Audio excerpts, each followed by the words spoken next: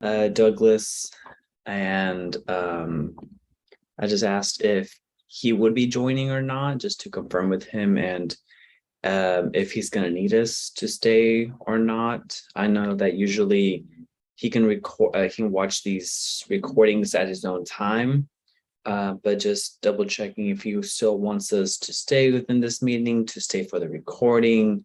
And if not, then we'll just be on our way, but to just double checking with him what he wants to do real quick. Thanks for checking, Armando. Do you know, does Douglas usually just say if he doesn't want to be in the meeting that he's good to just watch it without the interpretation? Is that normally how your meetings go? That's a good question. I'm not sure. I don't know if he watches these meetings afterwards, or I don't personally know.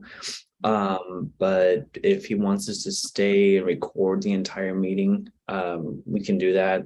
Or if he says, nah, it's okay, you can just head out, then we just follow his command. So we'll see what he says, if he wants us to stay and interpret the meeting, or if he says, no, it's fine, you can leave, then yeah, we'll just leave it up to him.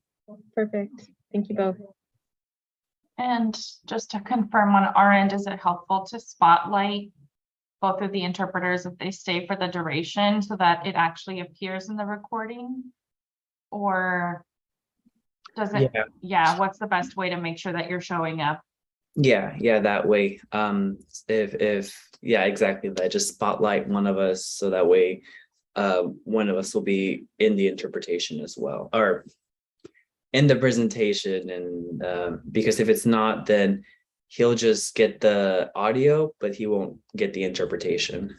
Yes, and I was going to say it's also an internal feature in your settings, not on this actual Zoom app, but like when you go into Zoom, you know, and it just has like you click gallery view or gallery record, speaker record and things like that.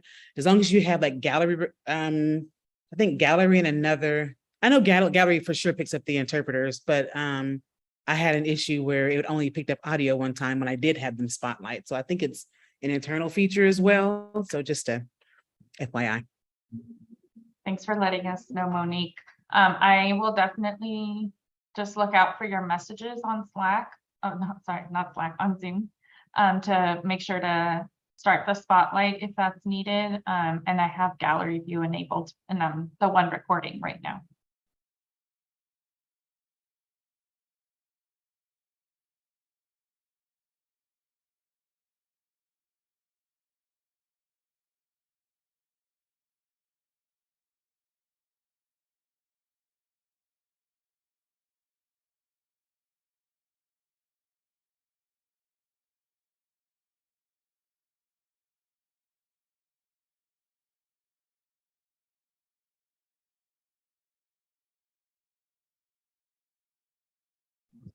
And Monique, do you want me to start, or do you want to start?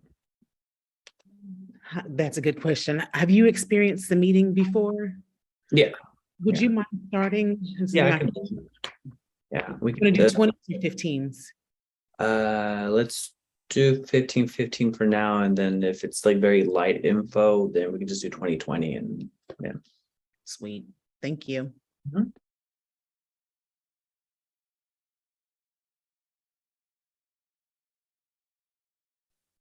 Welcome, everybody. We're a minute to 5, so we'll just give folks a few seconds to trickle in.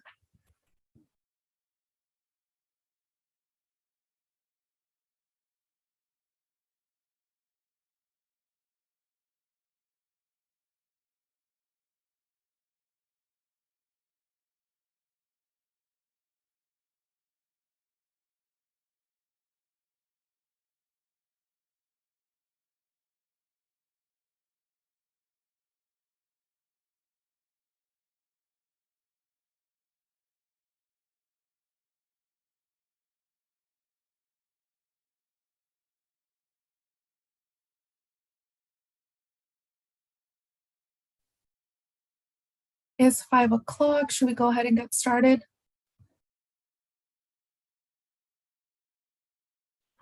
Okay, I'll take that as a yes. And We'll go ahead and get started while acknowledging that people will still be trickling in as we're going through these slides. So hi everyone, my name is Laura Martinez. I am with Harder & Company Community Research, and I'll be one of your co-facilitators for today.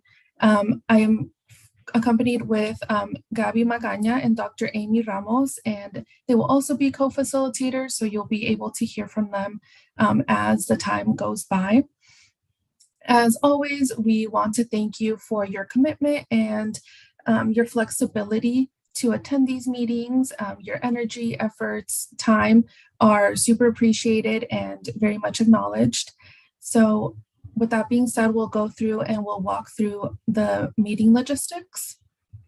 And I'll share my screen and follow up with you to see if you can see what I'm showing you. Screen? Yes. Yes, perfect. Thank you, Gabby. So walking through these logistics, I know many of you are familiar with these, but it's great to have these in the front of your mind. So before we go ahead and get started, please mute yourself and make sure your full name and organization are showing up as your screen name. For example, for CSC members, if you could change it to CSC-first last name, and for residents, R-first last name for your naming convention. And for all other participants, please change your name to first name, last name, and your affiliation. And this will help Harder & Company and the Air District follow with attendance tracking. So that's super important for CSC members so they can get their stipend. If you do need a refresher on how to rename yourself, it is right here. You'll click the 3 dots, rename, and rename yourself with this naming convention I just mentioned. You're linking phone audio to video.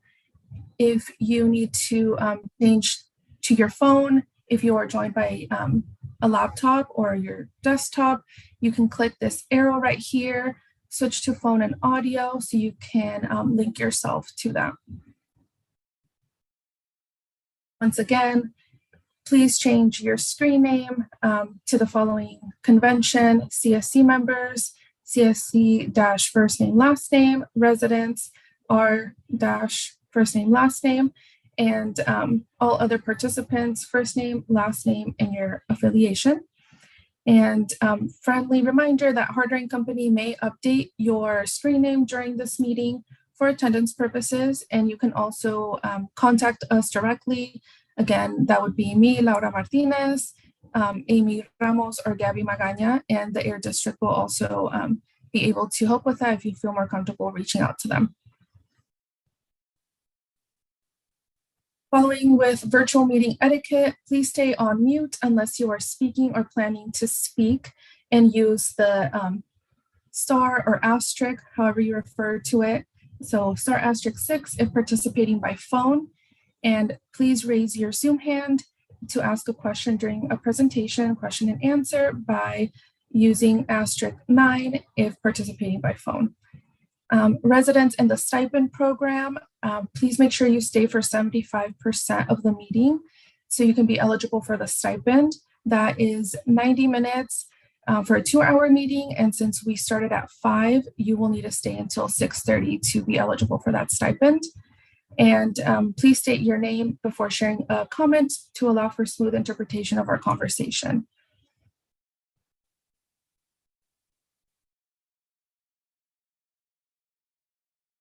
And moving along to group agreements, in order to have a respectful dialogue, please help achieve our meeting goals by focusing on solutions, opportunities, and a productive dialogue. Also letting everyone participating by stepping up or stepping back, whatever that looks like for you. If you are more vocal, stepping back. If you are a little bit on the quieter side, stepping up and sharing your thoughts whenever you feel comfortable. Being civil and respectful. It's okay to disagree, but please be respectful, empathetic, and civil towards one another. Staying on point and on time. Please keep comments brief and to the point, and this will allow for everyone to have enough time to participate. And during this, either Gabby, Amy, or myself will step on in and get the conversation on track if needed. And attack the problem, not the person, by respectfully challenging ideas or outcomes and never attacking the person. So being mindful of when you're disagreeing with someone, challenging the idea, not them directly, and honoring everyone's humanity and dignity. And finally, seeking common ground by building consensus and finding shared values so we can achieve the best results.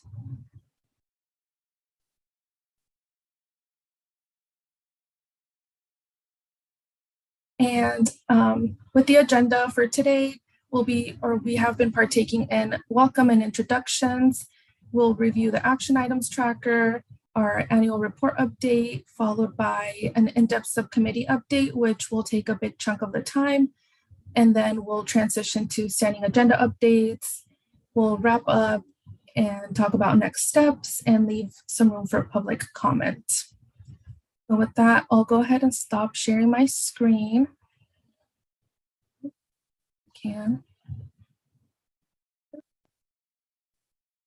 So now that we went through those logistics, I'd like to give you a brief overview of today's meeting goals and some reflection questions to keep in mind for subcommittees.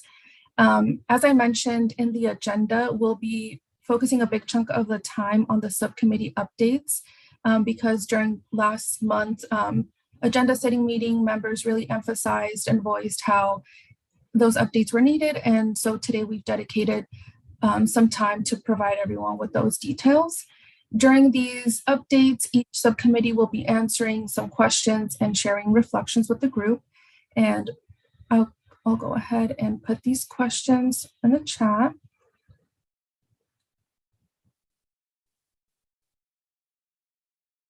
And I will also read them out loud. So what are some things you've accomplished as a subcommittee that you are proud of? That can include how you've built relationships and trust, how you focus on Serp measures, etc. Whatever that looks like for you, you can go ahead and share that. When challenges arise, how does your subcommittee work together to overcome them? Followed by what is something exciting your subcommittee is focusing on next? And what are some upcoming opportunities for CSC members to engage in your subcommittee? So folks in the subcommittees, if you can keep those questions in mind, and we'll also have a slide for you so you can have that while you're presenting. And as mentioned, the goal for today is to get everyone caught up with what the Stockton community has been implementing and what may need to be brought forth for the community. And with that being said, I'll go ahead and pass it to Jess from the Air District to give any additional welcoming remarks. I think, Laura, you framed it perfectly. I just want to welcome everyone. And I'll just add a couple of things. There are some new faces, or maybe not necessarily new faces, but folks that are taking on new roles in some of the agencies or the organizations that participate.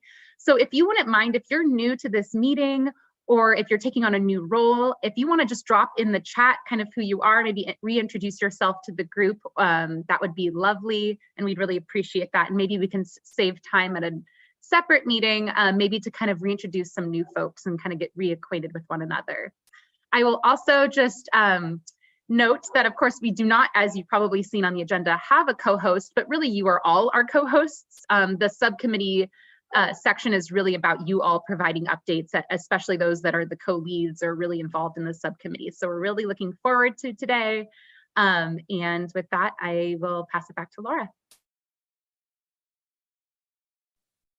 Thank you, Jess. This is Laura. Now we'll transition to the action items tracker. So as you all know, this is a standing updates. Oh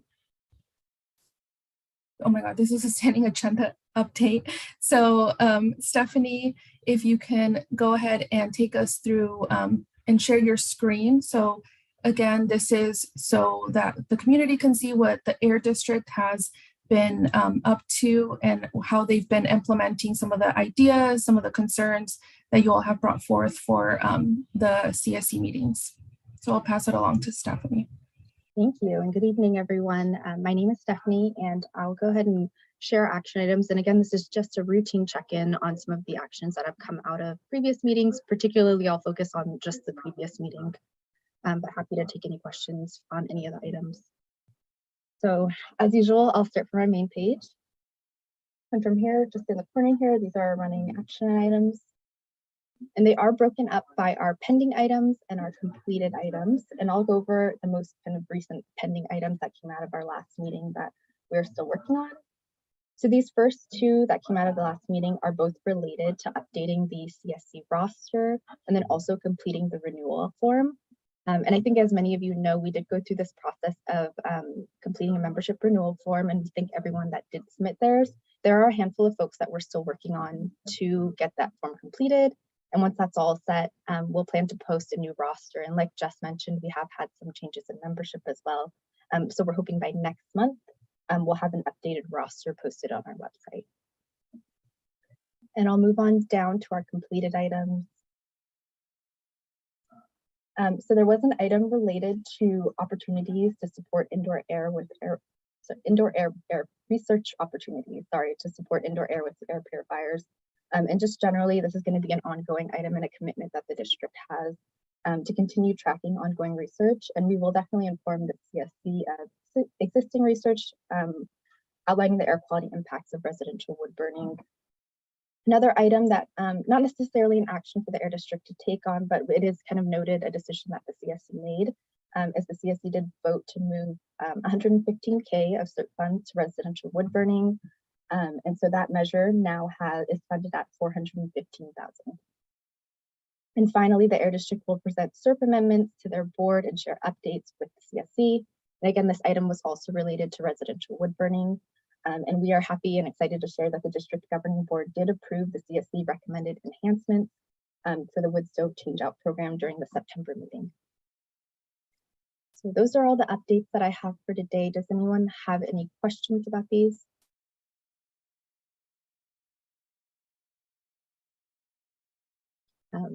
I am happy to kind of take any in the chat as well, but for now, I'll go ahead and pass it back to Laura.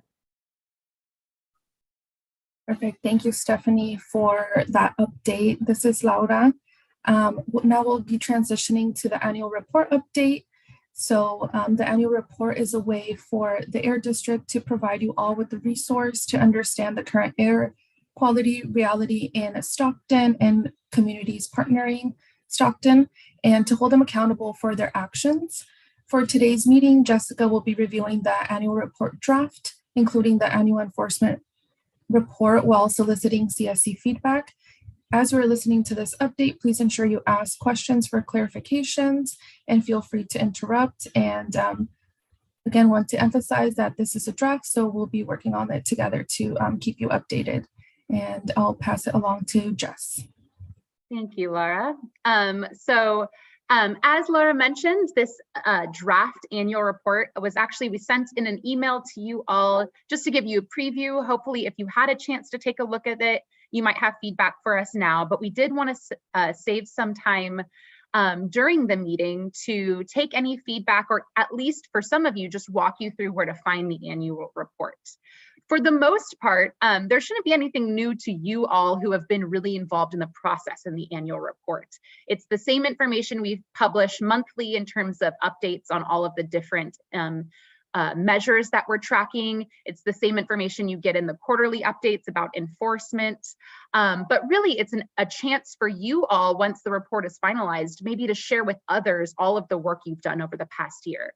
And it's a chance for us at the district to share with our board and to report back to CARB's board all of the progress that we've made together. So certainly, we'd love your feedback and support to make sure we're characterizing things properly, you know, maybe just making sure things are correct as well, or even just taking feedback on maybe some questions you have about why we included certain things in the report.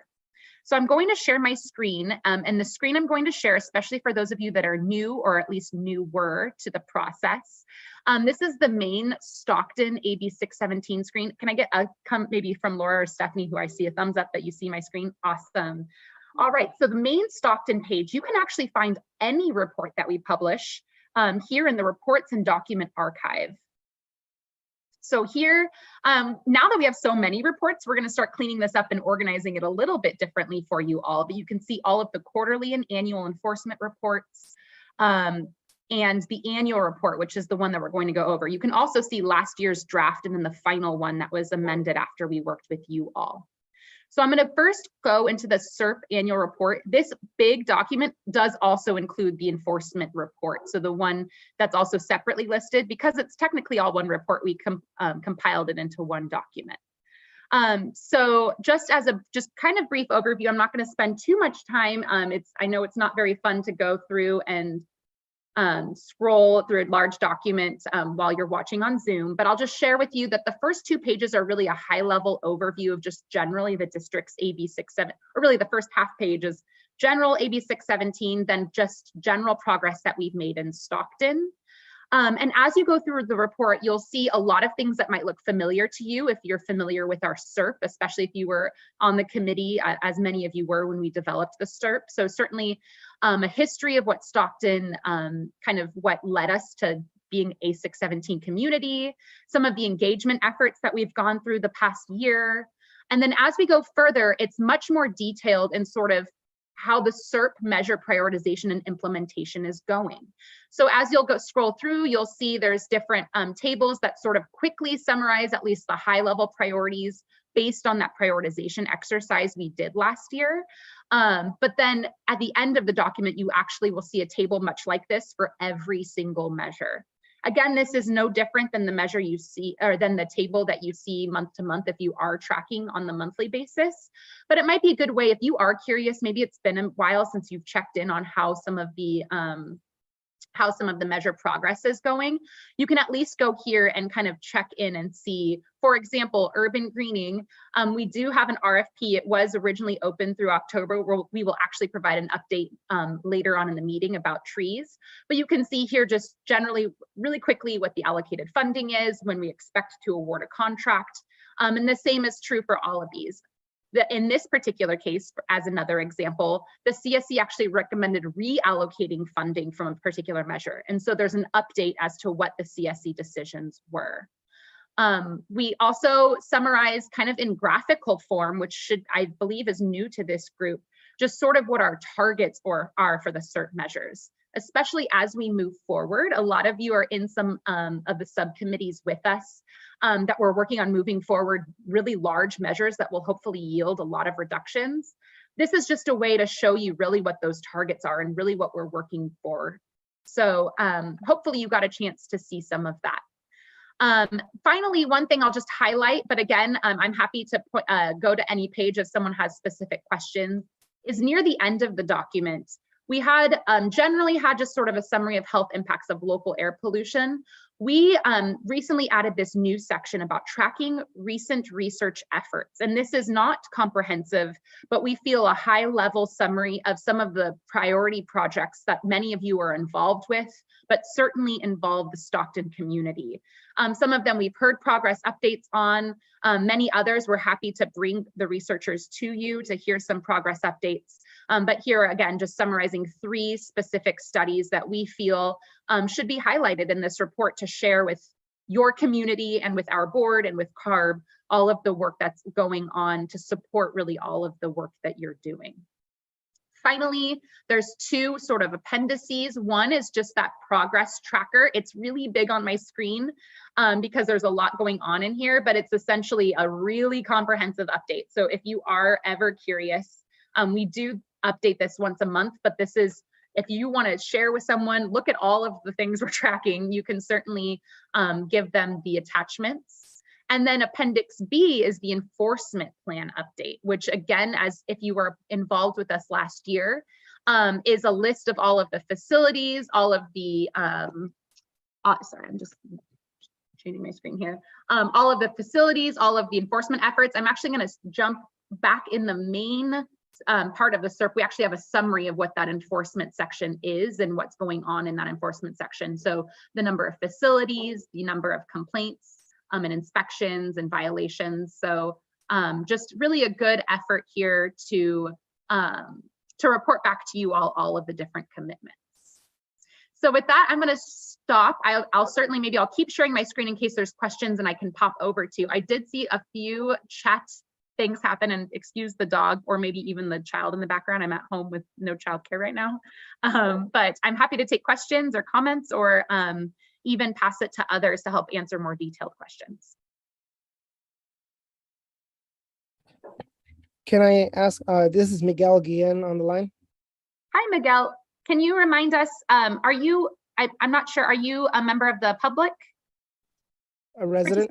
Yes. So maybe and if I could get some help here, I believe, so you're not a member of the CSC. So this is the first time we're seeing you. I just want to kind of help provide some context. Yes. Hi, welcome.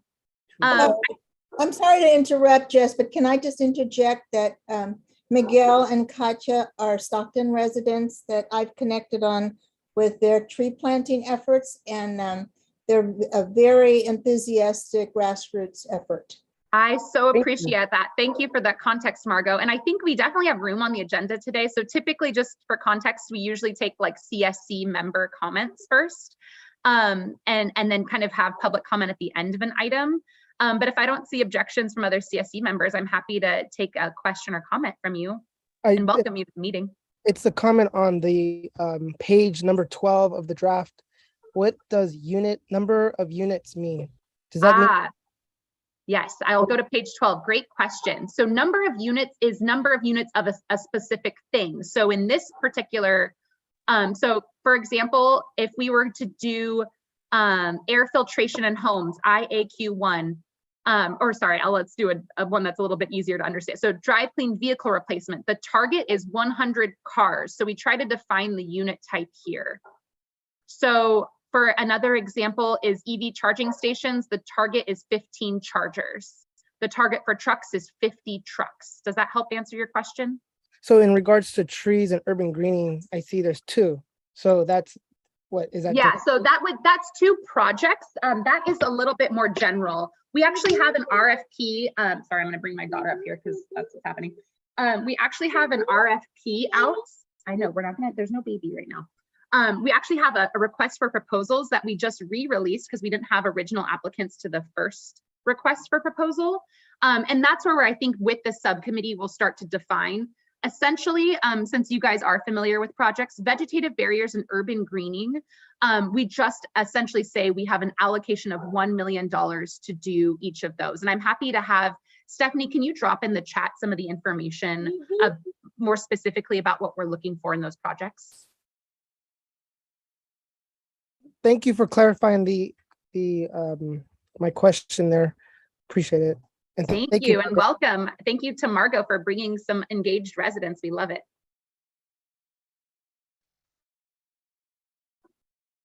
Other questions or comments?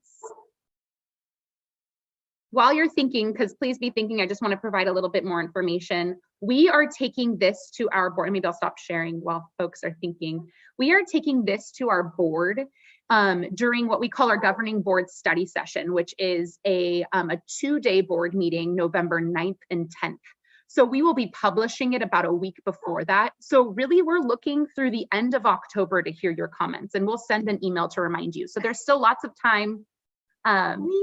Yeah, there's still lots of time, and we really look forward to hearing from you. Thanks, and this Jess. is Eleanor, in case anyone was wondering what her name was. Hi, Eleanor. Hi, everyone. This is Laura.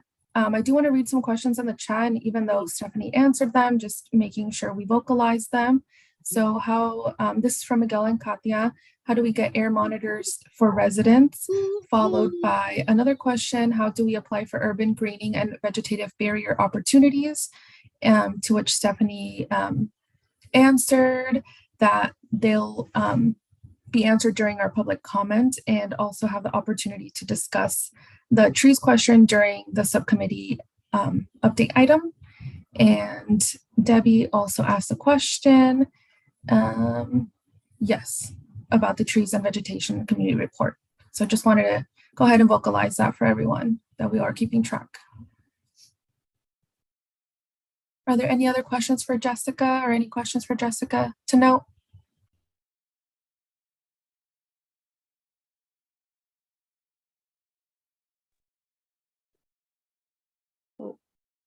I just want to then thank you all. I mean, really, this report is just a reflection of all your hard work, especially, I think, just across the state. And I know Carb will back me up on this. I think this committee has by far the most in terms of number of meetings when you count all the different community-led subcommittee meetings, and it's really reflected in a lot of the really detailed updates and progress that we're making so far. So I really look forward to next year having the report, I think, show even more progress and even more funding spent and even more reductions achieved. So thank you all for really the hard work, and I look forward to hearing all the subcommittee updates. Thank you, Jessica.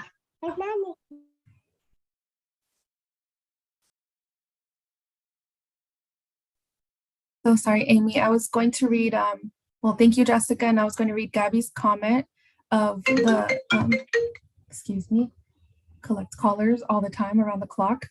But reading Gabby's comment of spotlighting, so wanting to let everyone know we are spotlighting speakers and interpreters so that our recording is capturing interpretation well. If you would like to see everyone, you can adjust your view on the upper right-hand corner by selecting view, then gallery view. So thank you all for your flexibility, and passing that on to Dr. Amy Ramos. Thank you, Laura, and thank you, Jessica. Most importantly, I want to be able to pick up on some of that enthusiasm that Jessica shared earlier. You know, this is your committee and it is your hard work that has allowed us to move forward with a lot of the implementation of the plans that you all have suggested. At the last meeting, as Laura pointed out at the top of the hour, you all recommended that we have a much more systematic way to report on progress that the subcommittees are working on and to hear from them directly. So in the spirit of creating a space for more in-depth subcommittee updates, we're going to hear from each of the subcommittees' progress. We're going to hear a little bit about their barriers, maybe potentially hear about how they're cultivating an inclusive environment for all CSC members and other residents to join their committees and to really be able to share some of the lessons learned. So today's conversation is really centered on the subcommittee's experience, right? So as you saw in the questions that were posed earlier, and I'll post them back in the chat for you all to follow in a second.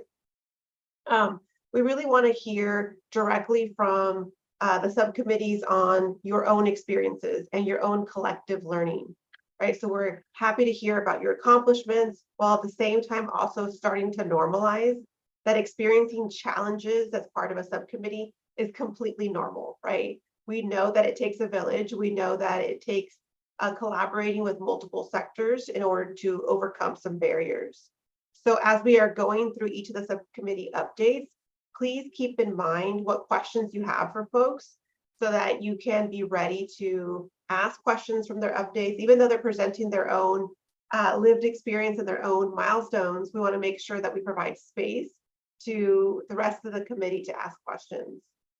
So today we're trying something completely new. We have some probing questions for subcommittees to give their updates based on your feedback. We're going to go through each of those updates. And what I encourage all the CSC members to do during these updates is that you are really trying to listen for understanding and find ways to collaborate on solutions to mitigate barriers and to leverage our collective knowledge. That is, as someone is sharing something, if you know that there's a connection to something else that you're working on, or there's a potential solution that folks haven't thought about, this is the time to really spark that creativity and spark the collaboration. If we run out of time, then we will make space in the form of not only action items, but make space during the follow-up subcommittee meetings to ensure that there is momentum given to what folks want to talk about based on today's conversation. So please note that we will be following the updates as they appear on the agenda. So we will, if our team can post those in the chat, you can see how we'll be starting. So for example, we're going to start with the Regulatory Enforcement Subcommittee. So if we have a volunteer from that subcommittee who would like to be able to start sharing, we can start there. And as you are sharing, what we would love to hear from you is about, put these in the chat again. What are some of the things that your subcommittee has accomplished? What are you proud of? You can include maybe the relationships that you've built, the trust that you have. What are the things that you're focusing on? Potentially think about maybe what is, when challenges do arise, how does your subcommittee work together to overcome them? And what is something that's exciting for your subcommittee that you're currently focusing on that you want to share out with other folks? And if you have time, think about what are some of the upcoming opportunities for CSC members to engage in your subcommittee. As Jessica said, we know that you all are doing a whole lot of work. We've seen your notes. You all have very detailed agendas and notes for each of these subcommittees. So we're really interested in hearing directly from you. So let's go ahead and get started with our Regulatory Enforcement Subcommittee. So hi, everyone. I will be and I'll kick it to Debbie because I'd love to share the space with Debbie. In the last meeting, Debbie wasn't able to make it, but Debbie, I know that you can help kind of share some of the accomplishments. So I don't know if you want to start us off, and I'm happy to share some of our recent work if we want to go from there. Well, we basically just started a few months ago, so we're kind of the last subcommittee to get started. But by all means, we've been covering a lot of different ideas. We've got a plan for the rest of the year, and we will be discussing for each meeting, we will be discussing certain areas of regulations, and that pretty much covers it. Also, I want to add that many of us that are on the subcommittee started CEQA training, and it was with Scott Wall, and it's a regulation that involves every type of plan pretty much. And so it's really important for members of our subcommittee to get this training, and we appreciate it greatly. I just want to say. So Jessica? Yeah, thank you, Debbie. I think first of all, you nailed it. I shared in the chat, and I'm going to share. Can I share quickly on my screen? I know that we're sharing. I'm quickly going to share just exactly a visual, really, of what Debbie just described.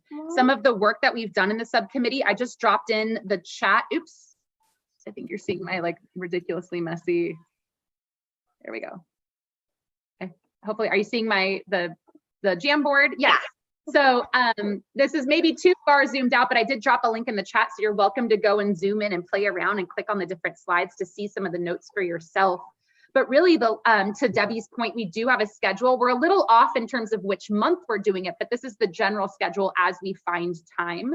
The most recent meeting really was the kickoff to our source by source deep dive. And that most recent one was about on-road mobile sources. And it really was a great meeting.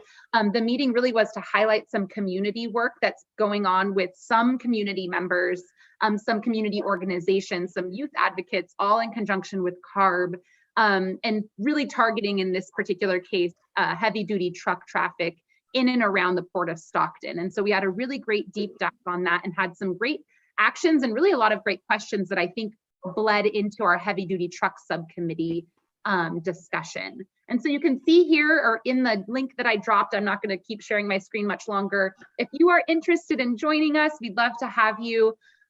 We don't have our next meeting scheduled, I don't think yet, but we will be scheduling it and working together to make sure we kind of essentially go in the order that you see here. You can see we already have great notes and great questions we're going to answer during some of these meetings. And of course, it's not going to end at the end of the year. We're going to keep going and add more in-depth discussions. And I think keep plugging away. To your point, Debbie, there's a lot of regulations, right, that we're tracking as a group, and a lot of work I think we're going to keep chugging away on. Yeah. One of the things I'd like to just offer is, as you saw me earlier, I didn't go through in depth, but we do have quarterly enforcement reports. So one of the things we might end up doing in these is take time during these enforcement meetings to go, if folks want in depth, And Mark Rasmussen, who's on the call here, he's our compliance manager in the North, and he'd be happy to do that. So we can use really this meeting for whatever folks want, but we do have a little bit of plan for the next several meetings. I don't know about you, Debbie. I think if I could highlight maybe a challenge, and I think this is maybe a challenge we're all kind of having because we have so many subcommittee meetings, is finding time, and then when we do find time, I think seeing the turnout we were hoping for is maybe something I'd identify as a challenge. I think we are all, we have 10 subcommittee meetings, and I think we're doing a good job. They're not all monthly. But I do wonder, maybe we come together with some of the co-leads and maybe come up with a structure. I don't know if other subcommittees feel the same way, but I think some of us I agree. saw a bigger drop off, right, Debbie? I agree. I think maybe we need to set each future meeting, let's say 4 future meetings, and get those set, and so we have those and kind of stick to them so we can get some work done. Yeah, I'm with you. Yeah. But that's all I had in terms of updates. So and what are you all most proud of? It sounds like you all have a lot of work going on, and that jam board is quite impressive. So you've done a lot of work, even though maybe sometimes you don't have the attendance that you desire. Debbie, what would you say would be some of the most important or the things that you're most proud of? Well, I'm proud of the people that are on the committee. They're very knowledgeable people. I know a couple are here today, and we invite anybody to come. We would love anybody to come. If you have any question whatsoever about why this is allowed or why that's allowed or why this isn't allowed or anything like that, if you have any question like that, or if you have a concern, come to our meeting, and we'll be sure to send out to everyone when our meetings are. Once we've got them scheduled, I'm hoping to get with Jess either later this week or the beginning of next week, and kind of try to work out a formal schedule for our meetings. But so I think I'm just really proud of the people that we have and the knowledge that's on the committee. There's a lot of knowledge there. So I'm proud of that. Thank you so much. Thank you. It's that human experience. We need all of us together to be able to do this work. Really appreciate you sharing that. So let's go to our heavy duty trucks subcommittee. Who would like to give the update for today? We also have a co-lead situation there that has changed recently. I'm going to start, but similarly pass it to folks. I did ask yesterday if the folks that were at the meeting were okay with me generally posing questions to them. I'm wondering, can we have, Stephanie, do you have those slides? Just as a reminder of what, Stephanie has a slide that I think is important. So some of these subcommittees, regulatory enforcement is certainly one of them, but some of the incentives-based subcommittees really tackle a wide range of measures, and so the trucks one is one of them. So just briefly, if Steph can, whenever you get a chance, Stephanie, to share the slide, we can kind of go over that. But I'll just kind of start with, oh yeah, go ahead, Steph.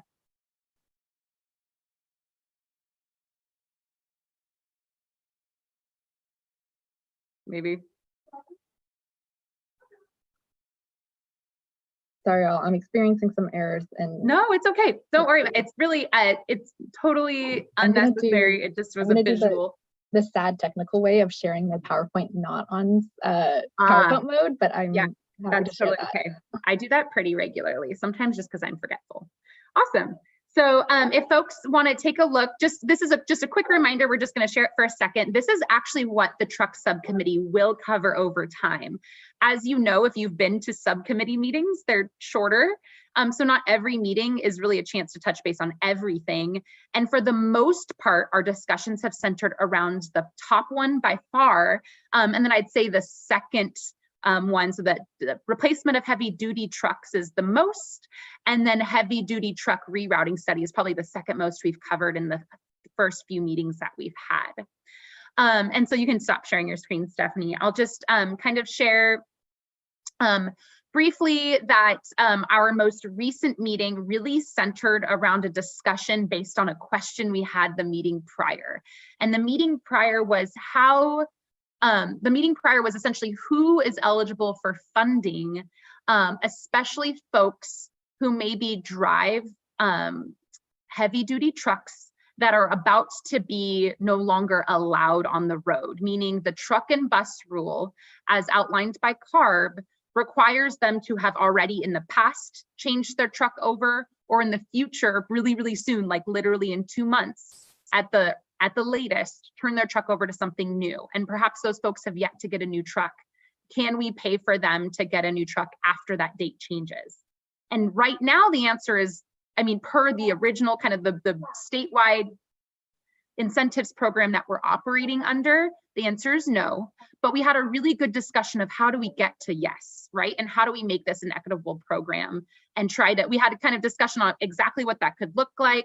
I don't know if there are folks that were at that subcommittee that kind of want to share how they felt just generally the subcommittee is moving towards that.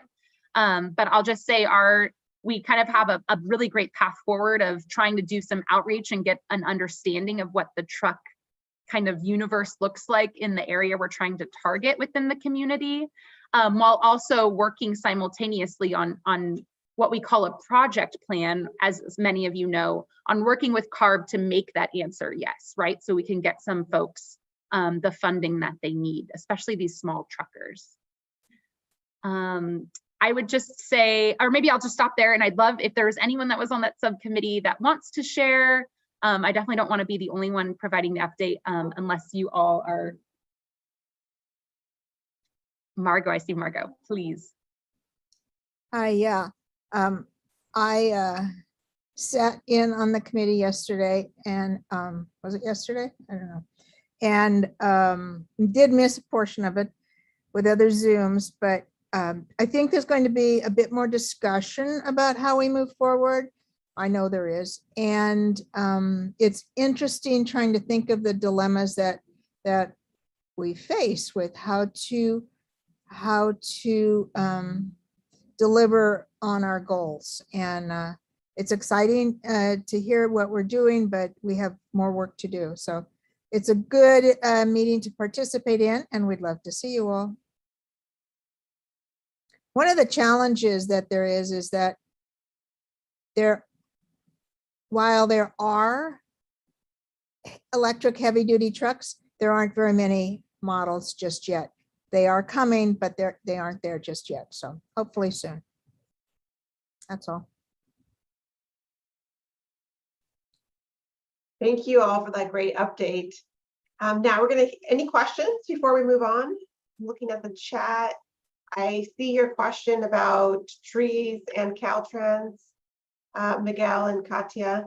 We'll come back to your question when we talk about trees updates. And Caltrans is definitely aware of the work that's happening in the AB617 and especially within this boundary. I see Esperanza, go ahead. So I had a quick question regarding the heavy duty trucks.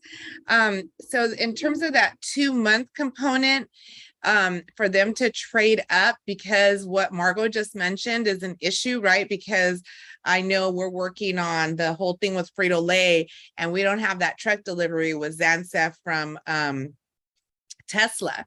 And Yes. So that's why that hasn't been closed out, right? So so I guess the expectation of them to be able to upgrade is, they have limited access to certain trucks. So if we can I guess, I mean, I'd be more than happy to join that committee because I'm already involved with Zansep and Frito-Lay, but I don't know how they would expect the truck owners to upgrade, you know, to Yeah.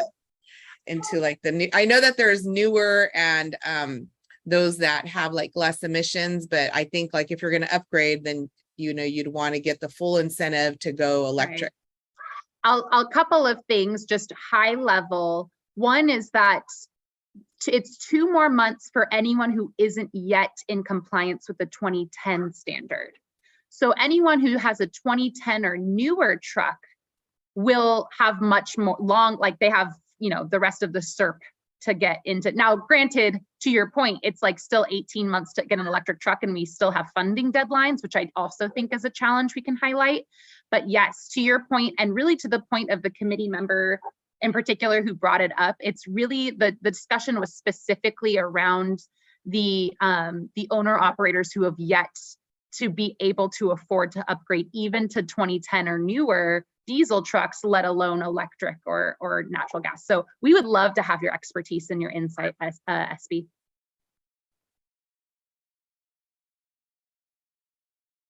Great. I'm loving the collaboration on the spot. Also saw a hand raised by Tanisha. Would you like to add your question? Yeah, so my question was, since I'm new on this committee meetings, what are the subcommittees? Like, I know there's the heavy duty one and there's a regulatory one. Are there any more? Because I'm interested in joining them. I did the heavy duty one yesterday. Yeah, so one maybe what we can do is, Stephanie, can we put in the chat the subcommittee page? So that's where you can see all of the subcommittees. And then the ones that are active that should have updates are all going to be, they're all listed on the agenda tonight. So if any of the updates pique your interest, certainly be on the lookout. Everyone on the CSC at this point, the way it still operates, and it's operated like this from day one, you should be receiving not only the digest that Stephanie sends out, which like summarizes upcoming meetings, but also every calendar invite. So if you don't have a calendar invite yet, because you have been on the list for a while, enough time now that I think you should have every calendar invite. If you don't have one yet, that just means we haven't scheduled an upcoming meeting yet. Okay, thank you. Mm-hmm. There's a question about resident membership in subcommittees, Jessica. Are folks able? So all committees, thank you, Amy. All committees are open to the public. Again, just to clarify, just so everyone kind of has an understanding, as of right now, we might be opening some membership spots soon, but as of right now on the CSC, there are official resident members that were a part of the CSC from kind of the initial application and renewal period we did. So anyone who isn't officially on the CSC, please still come join us. Your input is super valued and we'd still love to have you at all these meetings. As a public member, again, be on the lookout. We might in the future, we might have already recently freed up some spots, so we might be doing another round of trying to recruit new members. But either way, you are welcome, and anyone that you know that might be fruitful to this conversation would be super welcome. Thank you for that clarification. Since we have several new public members attending today, which is a great time to attend, given that we have such great comprehensive updates from community members on the CSC. So with that in mind, we're going to transition to our indoor air and weatherization subcommittee update. Awesome. Thank you very much. Hey, good evening, everyone. My name is Kevin Sunga. I'm one of the health equity directors at Little Manila Rising. Currently stepping in as subcommittee co-lead for the indoor air quality and weatherization subcommittee. As Elaine is on maternity leave, and I've been working closely with Cynthia from ZFAC, who is also a co-lead. So I'm happy to share the subcommittee's reflections and the work that we have done in the past couple of months. And, you know, similar to some folks here, I'm a little bit on the newer side. So some of these reflections are from Elaine and Cynthia, but I've also gotten my hands dirty in the work. So also glad to provide some thoughts too. And so the first question, what are some things you've accomplished as a subcommittee that you're proud of? I think what we're most proud of is really starting to think about indoor air quality and weatherization improvement with CARB, Valley Air, and partners, and also having a safe space to discuss these issues. There's usually a huge focus on outdoor air quality, and to have a platform to shine light on the needs of indoor air quality is an amazing opportunity. Also, it's exciting that we're starting a path to a program that is innovative, which we're hoping can be replicated throughout the Valley. As a group, we've analyzed existing residential air filtration incentive models, like those in San Diego, in the Bay, and also pilot programs that Valley Air has launched, such as the Clean Air Room pilot program. Overall, we're trying to implement proven methods, not reinvent the wheel here, as much as we can. But of course, tailoring the plans to the needs of the Stockton community. And honestly, like, I'm particularly really proud of the way we're trying to tailor those needs. The way the committee has navigated conversations are very community driven, where we often have tough conversations. We have hard conversations, like balancing trying to get this program implemented on time, to get air filters in the hands of the community sooner rather than later. But of course, we want to do so in an intentional way. A lot of conversations are surrounded by who are we targeting, making sure we're reaching priority or most at-risk populations, and how we're going to distribute these air filters to make sure they're as accessible as possible. As a subcommittee, I think we're also very critical of the criteria of eligibility, factoring social determinants of health, such as assessing communities' current access to healthcare, socioeconomic situations, and environmental hazards. Just that's not limited to those ones, but so those are things that we've discussed. And overall, we don't want to overburden our residents with so many requirements, because that can definitely limit access to for those who want to participate in the program. As a group, we're really driven with the idea of abundance for community, and even exploring like opportunities for possibly expanding the measure to get more filters out there. Also working on strategically leveraging support that exists in our community, such as with Medi-Cal or Cal-AIM, to cover air filters costs for some of the families that we work with.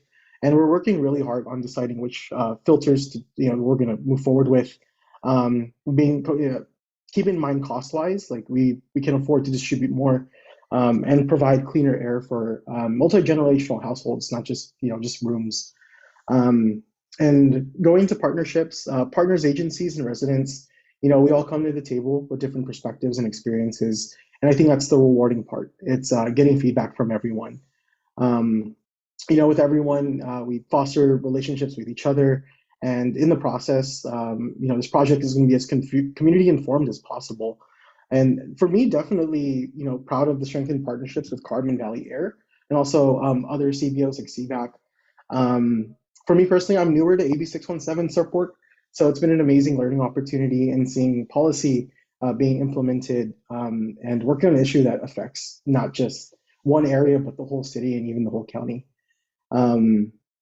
So question 2, when challenges arise, how do we work together? And so, as I've mentioned before, like we've had a lot of conversations on setting priority populations, and some discussions can be challenging because sensitive issues do come up. And so we work together by exploring all the options as a committee, bring our experiences and additional research together. And we have a lot of robust discussions and trying to find the best solutions for our community. And also shout out to Valley Air, who's been really great at following up with us as co-leads, clarifying if there's any items that need to be answered, and also helping steer the conversations for the next meeting, and to making sure that we have enough time for discussion. Something exciting that we are focusing next is, in terms of like priority population, that's a huge thing for us in deciding. We've come to the idea of the 60-40 distribution method, where it's 60% of funding is allocated for priority areas and 40% for first come, first serve. And to ensure that air purifiers are getting into the hands that need them the most in the most equitable way, our subcommittee will begin ironing out the details of our priority residents, even within that 60%, which is really exciting. Also, we're figuring out the possibility of adding a bit more funding, to the program, meaning more air filters for distribution. And so we're in the works of also solidifying the air filter distribution model. And even though we're leaning towards sort of a hybrid model, but that's up for discussion. And through this process, once we get that decided, continue to provide feedback. And the last piece of this question is just looking forward to discussion on CBO partnership involvement for outreach. As I mentioned before, we really want to leverage CBOs doing the work already in communities and have outreach capacity for specific communities. Our goal is to make sure that we're sharing information as equitable as possible so residents really know what this program is. And so last, upcoming opportunities, our call to action is really just to join the conversation on really what I've described, what we're focusing on next. More folks that join means more representation and more voices are better in this discussion. Also, it's worth community residents getting a chance to get insight on the pilot program and what's building up. And as a kind reminder, we meet bi-monthly for Tuesday of the month, I believe, from 4 to 5 p.m. And I think next meeting should be on November 29th from 4 to 5, but correct me if I'm wrong, Jess or Steph. And so overall, Stockton is leading the way in this work, as indoor air quality work has been limited in the Central Valley, and we would love more voices and give you all an opportunity to contribute to this community-based model that we're creating for environmental justice work. So hopefully I covered everything. I really knocked out I really took the questions to heart. And thank you, Debbie, and thank you, Miguel and Katya. Really appreciate it. And I'll hand it back to the facilitators. Thank you so much, Kevin. That was a really nice comprehensive update, and it sounds like you all are very busy and you're getting a lot done and really bridging some of the inequities that we've seen in the past in regards to indoor air quality with many of the creative solutions that you all are creating. So thank you again. Any questions from the committee for Kevin at this time, or anyone else in the committee that would like to share any thoughts before we transition on to our next update? I have a question. Yes, Debbie. That's okay. Kevin, have you guys thought about having any type of thing with I know a lot of people have problems cleaning their systems, their heater, their air conditioner, and that brings a lot of gunk in. Yeah. Are you guys considering any work like to put some funding towards helping lower income or anything like that, helping them with their heating and air conditioning units if they have an asthma or a breathing problem? Debbie, that's a really good question. I know weatherization is another component of the work. And, with HVAC systems, that's something that we actually have to talk about. I know we've been talking about air filtration and getting that rolled out, but I think bringing up weatherization probably at a next subcommittee meeting and maybe even calling a special session if needed to really iron that out. That's something that I'm open to. And I think that's a really good thing, Debbie. We haven't talked about it just yet. I don't think so. I haven't been in the committee for, what was last discussed. But yeah, I think that's a good discussion on the weatherization piece. And this is Jessica. I can add, we did early on talk about weatherization. We had some trouble. There is a program, and there was just some trouble communicating kind of with the group at the county level that I think does some of that work. And we had some great work done by Scott, our liaison with CARB, to help kind of connect us. And we would love to talk about weatherization, which is a really important component, I think, to your point, Debbie. If we have a clean air purifier and it's purifying the clean air, but we're also sucking in the outside dirty air at the same time, we're just cleaning the outside air. So it really needs to go hand in hand. And I'm with you, Kevin. I'm happy to make that part of our next discussion, or even have a meeting in between if needed. However we want to move that forward, we can talk offline. And then one thing it doesn't feel, I don't know if any of you felt like Kevin's been here the whole time, but that was just such a great summary, Kevin. And I just really appreciate having you. Thank you very much for the kind words. Really glad to be here. I'm learning a lot. And thanks for all your support.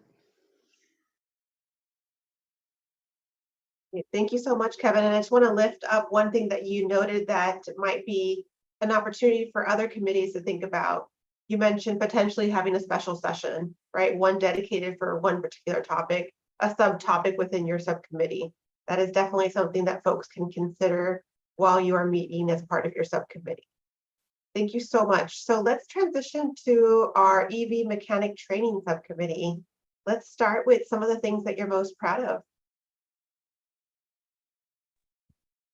Hey everybody, Taylor Williams, resident on CSC.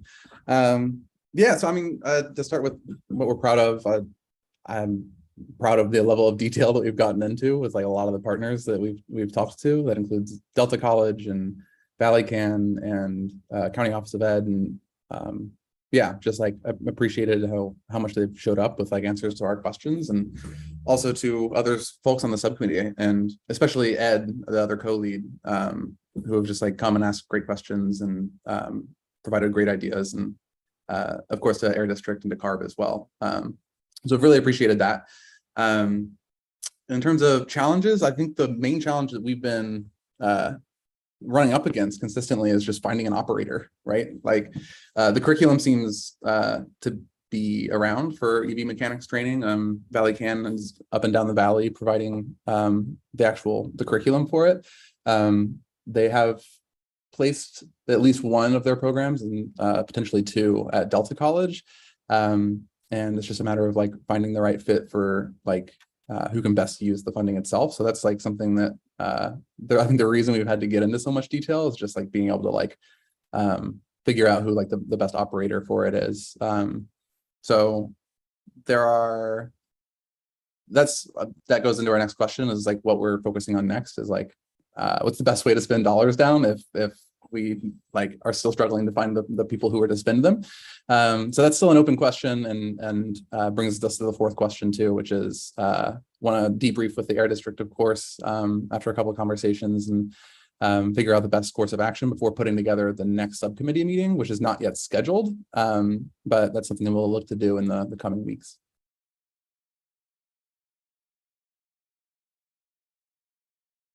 Wonderful, thank you so much. Any questions?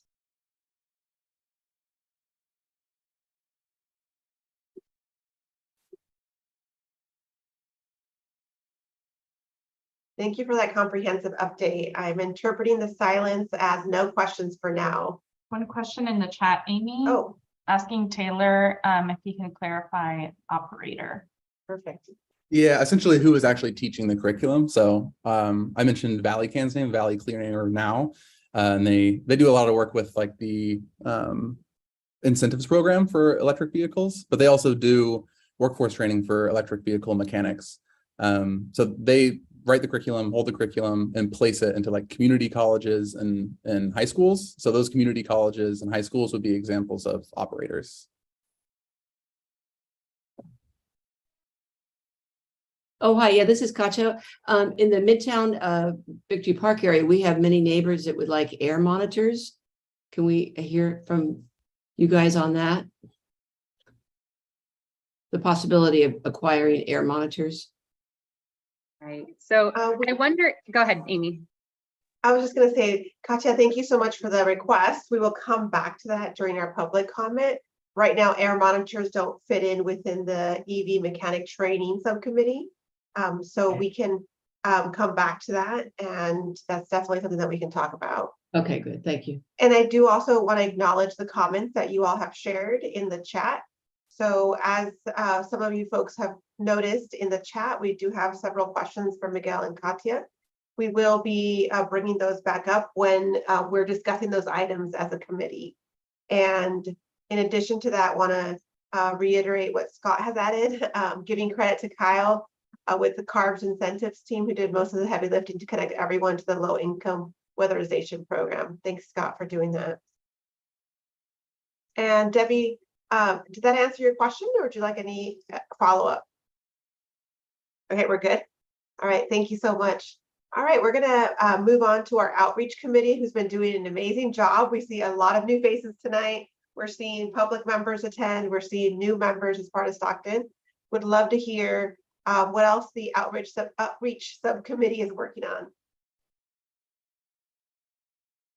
Okay. Good evening. This is Esperanza Vilma, and I've served a couple of times as co-lead on the outreach committee. And I hopefully, Hector, welcome. You'll be joining us soon, since we did have Jonathan, who was assisting us with that quite a bit. And you know, our staff member that's been, you know, with us, we have a lot of the staff members from the air district that have been assisting, you know, to get things, you know, up and going. Juan's always, you know, very diligent about getting us to the next meeting and what have you. So I want to thank him for that. And there's been, you know, some folks who have gone out to a lot of the different community events, you know, to do outreach with us, you know, especially Ed. We had him out there at one of the events giving out quite a bit, you know, for the Tune In, Tune Up event, where we had like 300 plus individuals that we were speaking with. But basically what we have, you know, as far as reporting back with the questions, is that the committee's done a great job of putting AB617 on the map with our community members with these various events, given the restricted, you know, amount of time and funds, but nonetheless, we've been able to do that with everyone's help on the committee. And so we have in-person events, approximately, you know, over a dozen events, crowd canvassing events that we've attended. And at the events, the larger ones were like Earth Day, Powwow, some of the farmers markets, and other smaller events. Tune In, Tune Up, all of the different events we've attended since December. And as a result of that, we now have engaged with approximately 12,000 individual residents. And so then that's, you know, we feel that that's one of the things that we've accomplished as a committee, that that we've been able to do. Again, thanks to all the committee members.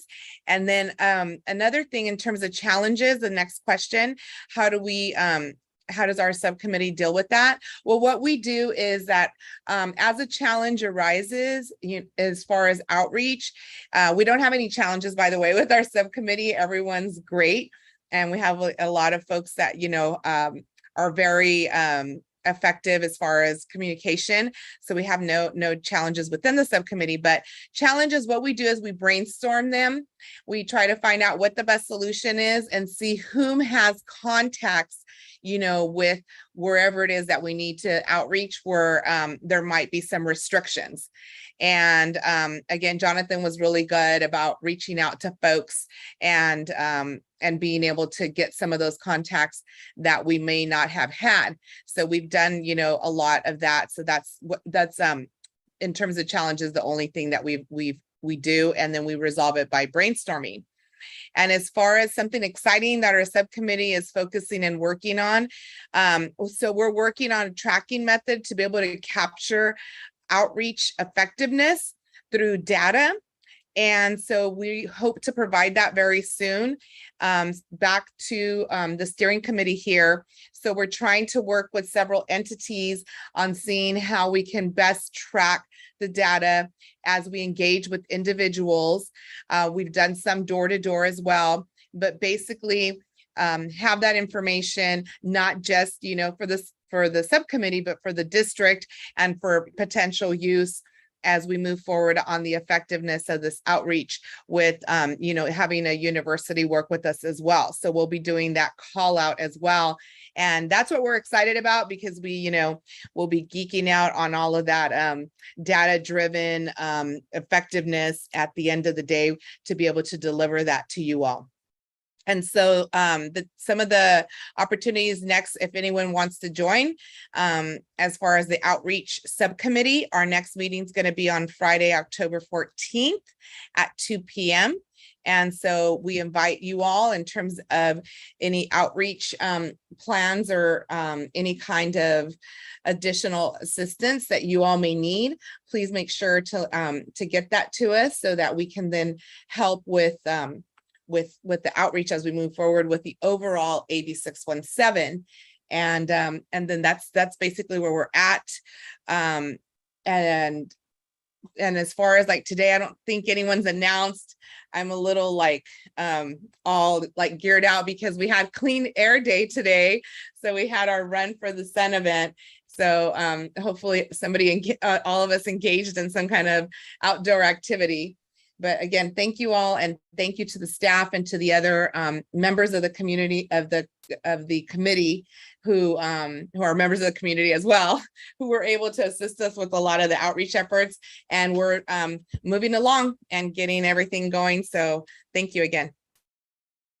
Thank you so much for that comprehensive update, Esperanza. Love to hear data. The data is like the magic word that we all know we need to engage in data-driven decision-making. And we have a great question from Taylor. Who are you working with from a data perspective?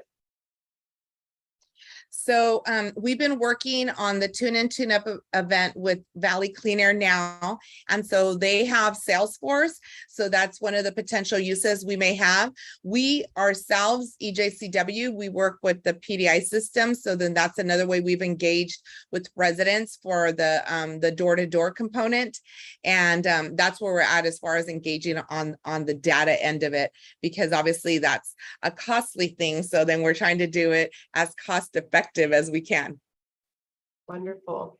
And Dr. Eugene, I saw you unmuted a couple times. Want to make sure that we address any questions that you may have. Or that may have been an accident of unmuting.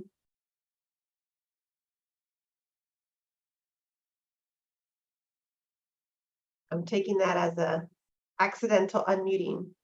All right, any other questions?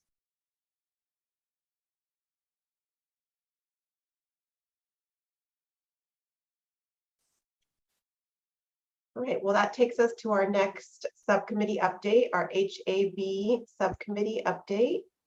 Would anyone from the committee like to give an update today?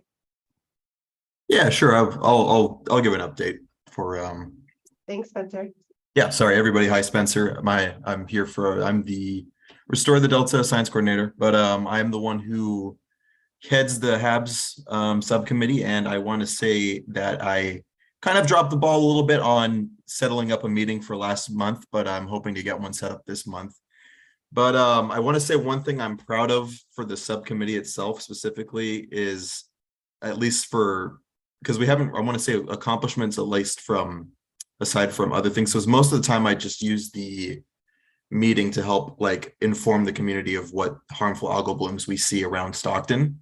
But I want to say I'm happy that everybody who has been showing up has been interested in seeing or hearing about what's going on in the boundary. And I think it's really interesting. And I'm happy for that. And I want to say one of the challenges for sure that has arisen, which is mostly just been on my unsettled schedule half the time, is being able to get a meeting recently to talk about the most current data that we have, because it's the last time we were testing. And one of the things which is also kind of ties into the next few questions is it's the future of the committee, because we're going to need to, I feel like we'll need to pivot and find a different way to focus on HABs, considering I'm not testing anymore.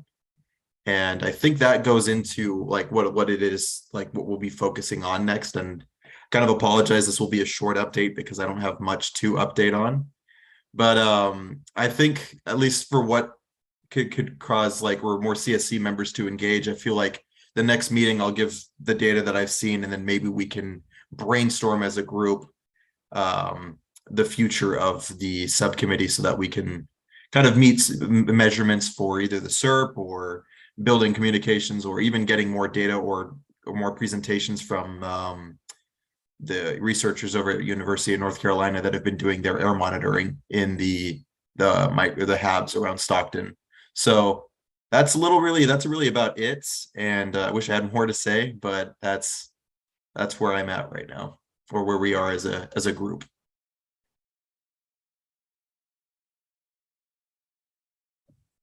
Any questions for Spencer?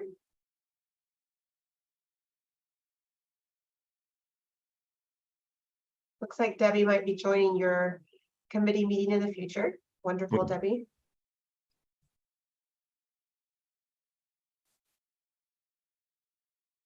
All right, well, now it's time for our tree subcommittee.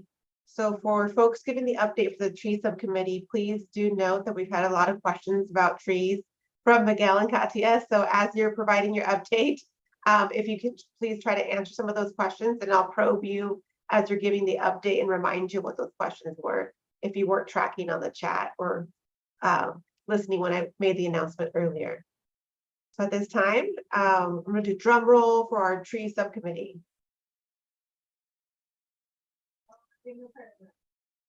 I'm not sure if it's you or me, Jeff. I'll I'm have happy you start, and Stephanie, Okay. I think also has a slide to share for this too. Yeah, I do. Thanks, Jess. And this is Stephanie. And I think as many of you know, it was announced pretty early. We did have some co-leads that I think did step back from this role a while back now, a few months ago. But so I'm happy to give just a quick update about the progress. And I do want to acknowledge there were lots of questions. So I'm happy to dive into those. And let's see, I'm going to share my screen. And this is just a quick summary of the measures that are in the tree subcommittee. So two of them, the first being urban greening and then vegetative barriers. There's 1 million allocated to each, and they both are approved by CARB. So this is, again, for our new folks, all of our incentive measures do need to be approved by CARB in order to use this funding. And so they've gone through that process. However, at this point, where they are is we work with the subcommittee to develop RFPs or requests for proposals. And those documents are essentially soliciting entities to implement these programs. And so where we are actually with both of these measures, very similar. We did have open the solicitation for urban greening first, and it did close at the beginning of September. However, we didn't have any applications submitted during that first round. And so we did touch base with some folks in the community that had expressed interest, and they let us know that they just needed more time for the applications. And so the solicitation for urban greening was reopened along with the solicitation for vegetative barriers. They're currently open now. They opened just a few days ago and will be open for 45 days. And kind of our next step with this subcommittee is really once these solicitations close and we have the applications, the next step will be to work with, we'll schedule our next tree subcommittee and we'll work with the tree subcommittee to review the applications that have been submitted. And I guess I'll touch a little bit on just like applying and just that process. I'm going to stop sharing my screen for a second and actually share the screen for the page for urban greening.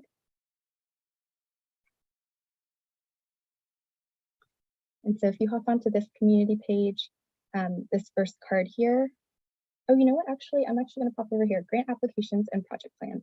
And so this houses actually all of the information you'll need if you're interested in applying for the program. It has both the urban greening and vegetative barrier request for proposals. It has the application.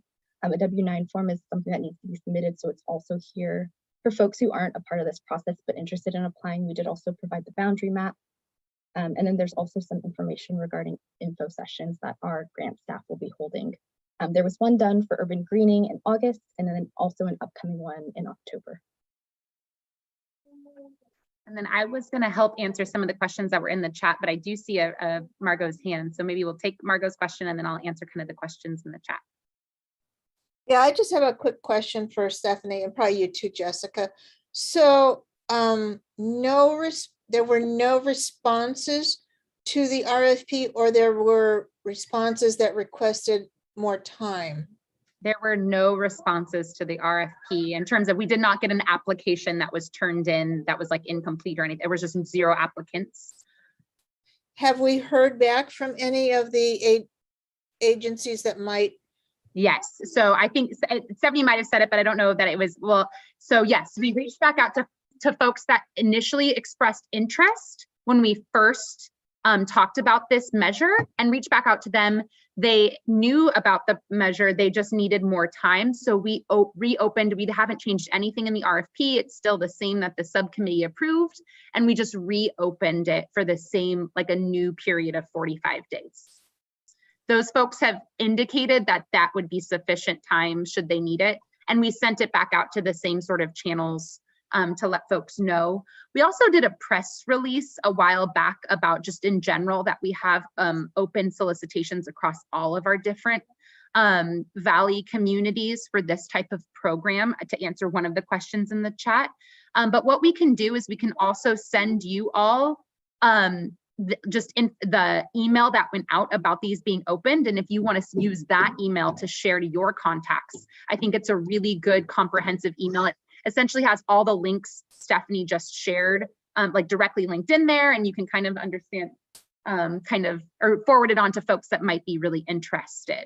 I do see your email, Miguel. We will send it to you certainly. And then just maybe for the folks that are part of the CSC, it was only sent out a few days ago, and that might be the best email for you to use to share with your contacts. Just really quickly, while I'm kind of speaking about it, a couple of the other questions that I saw in here, I think we answered no organizations have submitted proposals, so that is the answer to how, if any, have. The city is aware that, so the city is not only on all of our meetings, but they're really good partners. They attend a lot of our subcommittee meetings. I believe they were part of I believe they were part of every single subcommittee meeting we had up until we paused while the RFPs were open. So the city's been very involved, and they are aware of the RFP being open. And then I think there was one more question. Sorry, disaster over here. I think there was one more kind of question related to trees. I hope I got it, maybe all of them answered. So let me know if I skipped any. I might have to scroll really far back. But I do see Debbie's hand.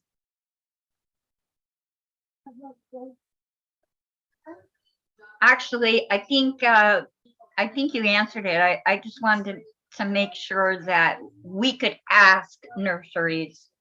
We didn't have to wait for them to come to us. We could ask.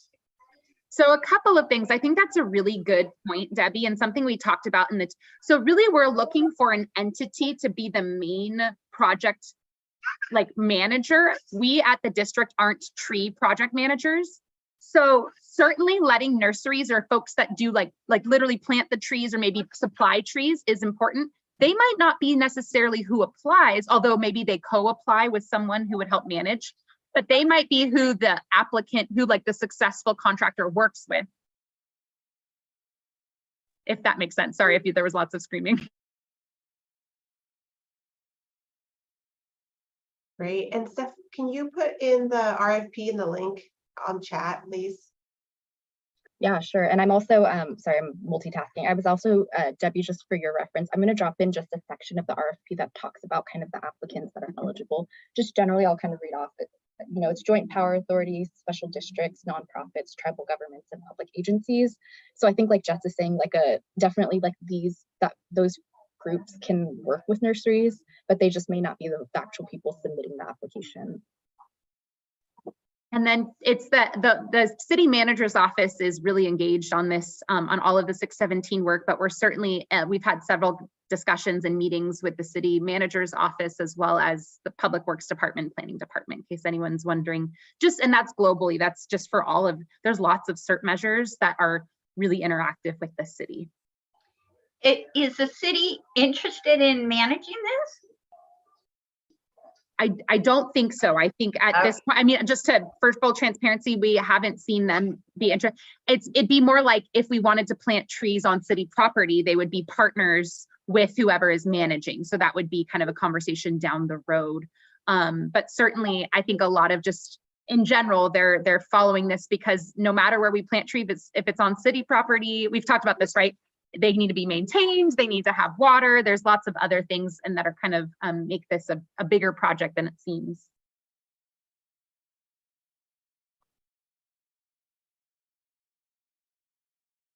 Thank you. And Steph, I know you're multitasking over there. While you're doing that, any other questions for the tree subcommittee?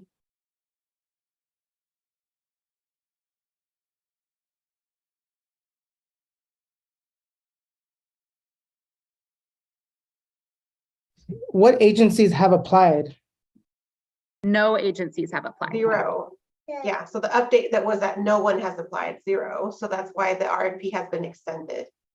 So if folks from the public would like to take a look at the links to the RFP, the request for proposals, RFP, is linked in the chat. And you can click on that and it'll take you directly to the PDF. And it'll also take you directly to the trees subcommittee. And Debbie, I see your hand raised. So a flood control district like Sajafka, or are we talking reclamation districts? I see flood control districts. I think that's an example. I think if there's like a public district or someone that has a public space within the boundary, they'd be eligible applicants. Okay. Certainly, I think too, one of the things that's great is we have within the RFP, we can work with our incentives team and they can help answer detailed questions. So if you send it to someone and there's still a question as to whether they should apply or they are eligible, we can help answer that and kind of in detail with our incentives team. And we are having, this is Stephanie, I'll just add, we are having with our grants team who will have like very like specifics about the RFP and informational session on October 20th. It's on that, I'll repost this link, but that's a great space to ask questions about these RFPs as well. Wonderful. So just to clarify, folks on today's call have, or folks listening in on YouTube, if you have questions about this RFP process or how to qualify or anything in that proposal, please do plan on attending that informational session hosted by the Air District. Wonderful. And that wraps up our comprehensive updates for today. Thank you all for allowing us to try something new, something that allows us to have, you know, some space allocated to giving a comprehensive update from each of the subcommittees. As you know, the work of the subcommittees is always evolving and changing. So these updates provide us an opportunity to document the updates, to develop some action items, and for the public to hear on what's been happening. So with that said, we're going to transition to our next agenda item, which is our next standing updates. Gabby? Thank you, Amy, and thank you everyone for sharing today. We wanted to also just make some space to hear from other agencies and organizations that are a part of the community to see if they have any updates. So we'll actually start with any other updates from the Air District. If there's anything else, you can share at this time. I think maybe one of the things we had is just a final reminder for those that haven't filled out their membership renewal. It really is just as a chance for us to understand the kind of current membership. And it also has some specific questions about whether you are interested in receiving text message updates if we start to get things like that going. So we'd really, really appreciate it. And if you feel like you haven't sent it and you want to drop a note to us in the chat, we can specifically send that reminder back to you. Thank you, Jess. Also noting, Crystal posted in the chat that the district is hosting an informational meeting to address questions from applicants interested in submitting a proposal for the urban greening. So related to what we were just discussing, and just noting that it's happening Thursday, October 20th at 11 a.m. So feel free to join if you're interested. I also thought I'd offer, this is Stephanie. I also thought I'd offer a quick update. I'm not missing, I don't see anyone on our air monitoring team, and I'm not sure, I'm hoping I'm not missing anyone. If I am, speak up. But I thought I'd offer some quick updates to our air monitoring page. I'm just going to share my screen really quickly, and I have two things to share. The first, if folks are interested just in seeing what's going, kind of the current status of our community air monitoring. Actually, let me take a step back since we have some new members. This here on our website is our community air monitoring page. And so it actually has a couple of sites that are open we have a few monitors up in the community, actually most of them. There's a couple we're still working on, but this is a way that you can access these community air monitors and the data that that's being monitored at them. And two things I wanted to share is, one, we are regularly updating the status of our community air monitoring implementation. So if you click on this link, you can see kind of up to, we just posted it today, but just the status of our monitors. Ones that they're most, many that are installed. There's a couple that we're still working on, and you can see kind of the status of those here. And I can drop in a link after just in a second here. But the new thing to this page that I really wanted to share is we are implementing weekly air monitoring updates. And what these are is every week we kind of post the status of, and just in almost like a comprehensive update of how the air monitoring was looking for that week. And so this is what it looks like. It'll have the status of all of the monitors that are in place and then versus the ones that are still in progress. It kind of tracks how certain pollutants we're doing throughout the week, along with the sites. And then also just ongoing implementation as well. And so this is something I wanted to share. We'll continue a weekly Sometimes we're a little bit off with the weeks, but we'll continue to post these again, these weekly air monitoring updates. And if you're wondering like, oh, something happened a month ago, I wanted to check in on that, you can always go back. And again, these just started. We have 3 weeks posted, but as time goes on, you'll see more of these kind of accumulate in this archive. Does anyone have any questions about this? Stephanie, just noting that somebody, Debbie in the chat, has mentioned that they submitted a lot of forms and would be wanting to receive the email or receive information in the email provided previously. This is Stephanie. I'm 99% sure you're good, but I'll reach out if there are any issues. Thank you for responding. And then we actually have a comment from the public, which just a general question, which I think we can take just because of the amount of time that we have. I'm just curious about the process for installing air monitors in the neighborhood when they are in the 617 boundary. So maybe I can give a quick sort of history since, again, to Stephanie's point, where there's some new folks and definitely some folks from the public. But just briefly, Stephanie, actually, if you can pull up that map you just shared, and I can kind of use that as a way to describe kind of the story of how we got to this map, with the exception of just literal pots and pans being banged in my house. So the map that we're displaying here, if you zoom out a little bit, you can see all of the different, this might not be work. You can see, here, we're gonna play with her right now. You can see, Stephanie, can you please describe just a little bit of like what the map is and how we got to these locations? Yeah, this is Stephanie. I'll just share just generally, and this is a process that happened kind of across the board, across all of our communities. It definitely was kind of from the start a really collaborative process in which we worked with the community steering committee to determine, we did break up the kind of the boundary into different zones, and we worked with the committee to determine some spots that are within it. Initially, we're really hoping to kind of co-locate all of these monitors at schools because of course children are really sensitive populations. That didn't end up working for the fact that it was, you know, Stockton Unified just wasn't, in the end, it didn't work out, that kind of partnership with Stockton Unified. And so we pivoted and found locations that were all very, very close to schools.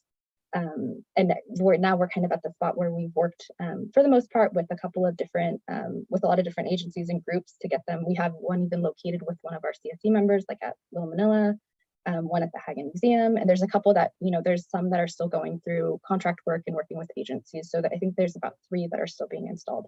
But generally through this, go ahead, Jess, I see you. No, I was going to say, I think just to really emphasize, and a lot of you know this was like a long time in the making to design the network. We designed kind of collectively with the CSC. We had several different exercises. We deployed what we call like regulatory grade monitors. So they're really big, sort of energy intensive, not too intensive, but they're definitely not like, it's not like every home gets one. They're not like the little sensors that you might be thinking about when you're talking about installing them in homes. This is a really like a distributed network of very like high quality sensors in a much denser area than we typically do with the air district. I know there are some groups that have also worked within the area to deploy purple air sensors.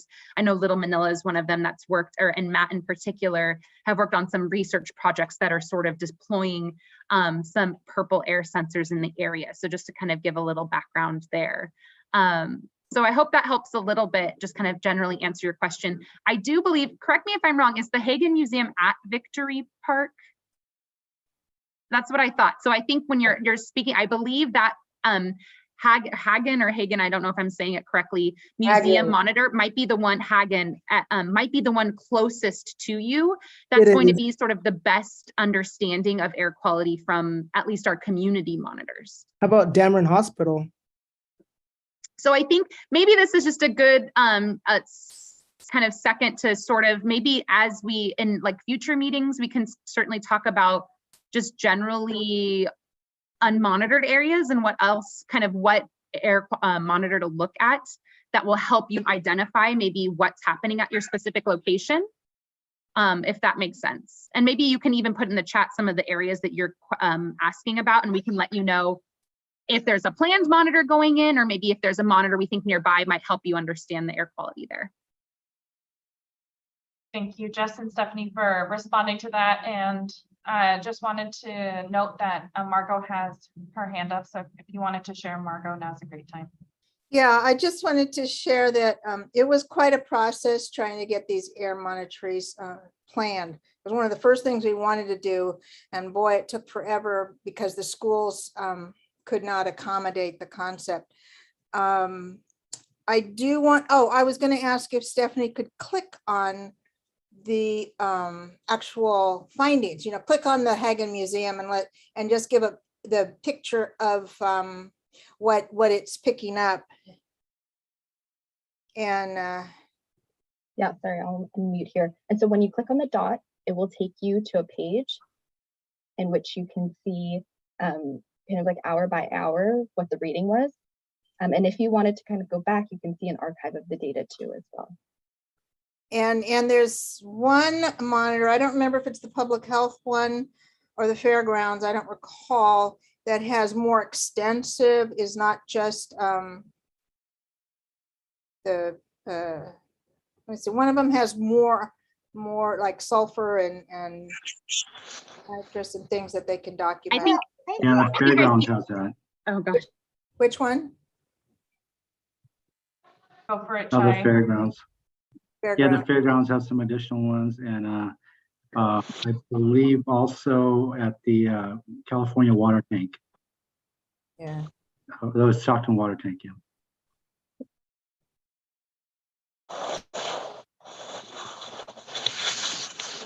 Well, thanks everyone for providing more of that background and context to some of the new folks who have joined us this evening. I do want to just let folks know that there's some more information in the chat from Kevin, just noting that Little Manila Rising does have a Skywatch program, and it sounds like Kevin will be connecting with Miguel and Katia, which is exciting. And Debbie's noting that they may be looking for the filters that are received for free by application with the utility bill. So I don't know if this is separate and if the Air District wanted to speak to this a little bit, or if anyone has more context around this comment. No, that was not our question, but I see what Debbie was asking about. Yeah. Okay, thank you for clarifying, Miguel, and thank you, Debbie, for offering that insight as well. I do want to move us along so we can get updates from some of the other agencies, but definitely encourage folks to continue using the chat to ask any more questions that you have about what has been discussed so far. So if anybody from CARB would like to share updates with the group today, feel free to do so. Sure, yeah, this is Scott Wall with the California Air Resources Board. I did want to just, I guess, remind everybody about the California Environmental Quality Act workshop series that we've got going on. Debbie plugged that a little bit earlier in the meeting. If you missed the first workshop or you missed the registration deadline, don't be distressed over that. We're going to accommodate you, and we would love to have you join us for the second and third workshop. We did record that first workshop, and so if you are interested in joining the second and third workshops, certainly please reach out to me. This is basically, it's a series of workshops that is targeted toward helping people understand the California Environmental Quality Act, which is really kind of a groundbreaking state law that gives residents that are affected by environmental decisions, basically the power to comment on those and to have a voice in decisions that affect their environment.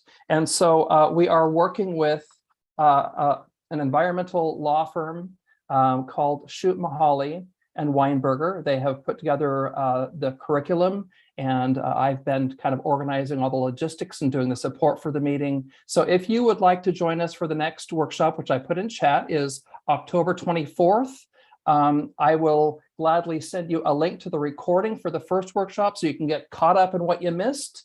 And then I will also include you in the distribution for getting into the Zoom meeting and registering you for the second and third workshops. And so I will also in the chat put my email address for you to reach out to me. And unless there's any questions, that's really the only update I have for today. Thank you, Scott. Does anybody have questions about the workshops or how to register or participate?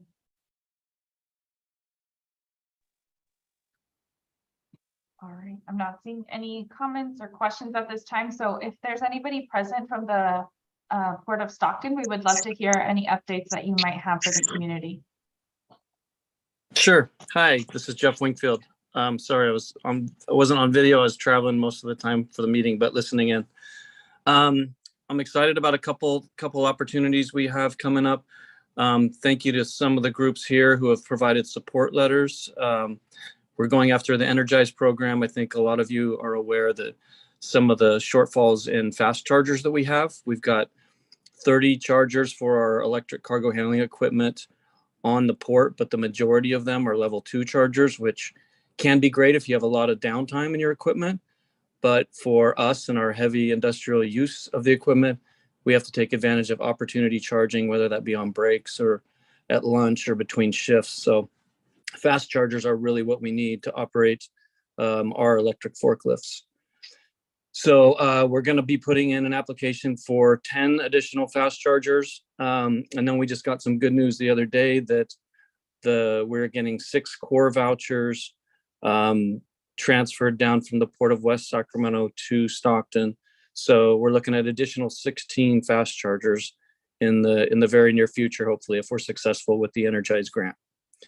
The good thing is we've got a lot of that infrastructure already plumbed, at least for the 6 that we see are coming in the near future with the core vouchers. So they'll be able to be installed within a couple weeks of us receiving the chargers. So that's all good news. We've been busy on the workforce development front. I've got a meeting, I think, with Taylor here in the next couple days, but we've got a really good opportunity potentially to host some workforce development experience on some of our electric vehicles, our electric cargo handling equipment. So we're trying to figure out what that looks like. We've got a manufacturer who's willing to kind of donate one person who can work up in Stockton, who can maybe help train some other local folks and then get them up and able to work on our equipment. We've got another grant opportunity for a rail project that can hopefully help us to reduce the amount of truck traffic going through the adjacent neighborhood. And 2 other things, I did get a draft of our 2020 inventory.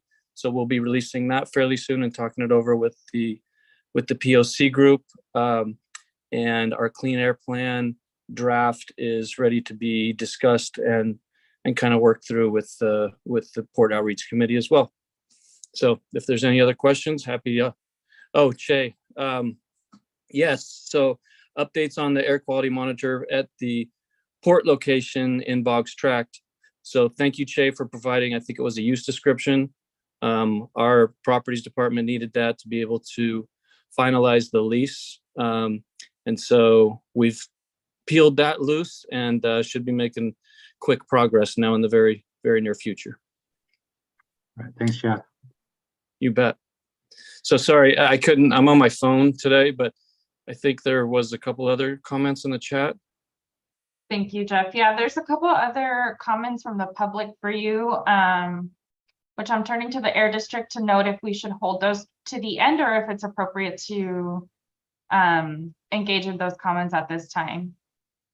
I think just because we've been doing it the whole meeting, I think we can do it right now. We do have a little bit of time. I'll just first say that what Jeff was just mentioning with Chai, working with him on the agreement, the answer is yes, they are placing actually the largest, most comprehensive air quality monitor just on the port's property near Washington Elementary School, to answer that first question. And then the second question is for Jeff. I don't know if Gabby, you want to read it out loud for Jeff?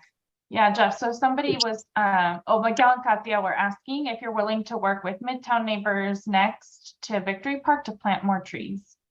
Oh, absolutely.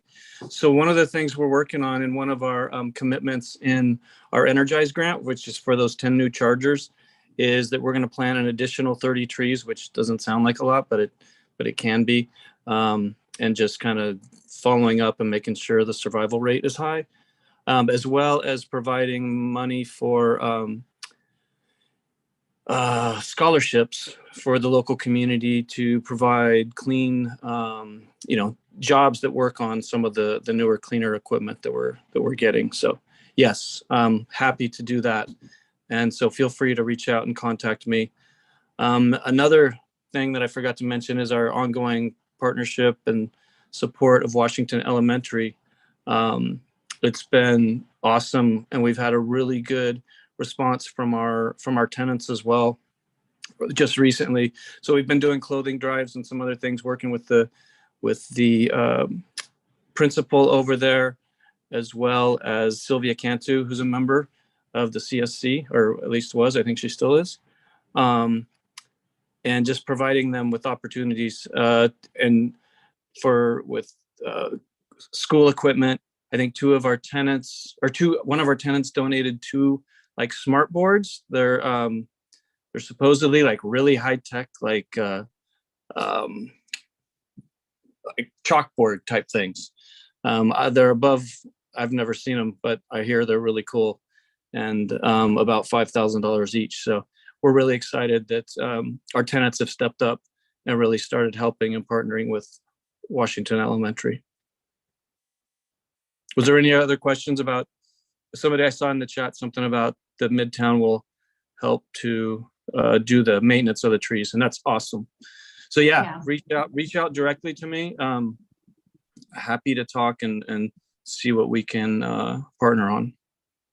Thank you, Jeff. This is Gabby. Yeah, the rest of the comments are just sort of following up to what you just shared. So feel free to read through those kind of throughout the remainder of this meeting, but just, yeah, some follow up on what you shared. So thank you for adding those specifics and providing more details on the work that the port is doing around some of these items.